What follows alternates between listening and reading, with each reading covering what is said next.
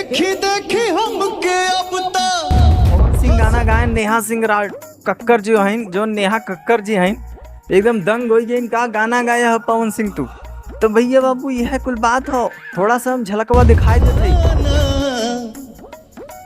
पागल समान हो दे।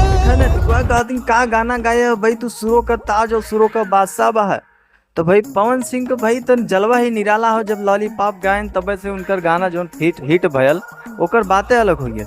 पवन सिंह भाई सुपर हिट है। पवन सिंह के भाई क्यों ना पाई गाना के मामले में लगभग 2000 से ज्यादा गाना गा चुकल है।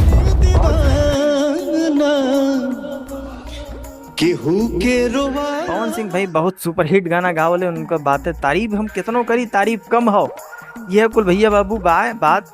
और देखा भैया बाबू पवन सिंह जो है एक जानता है, एक चर्चित है।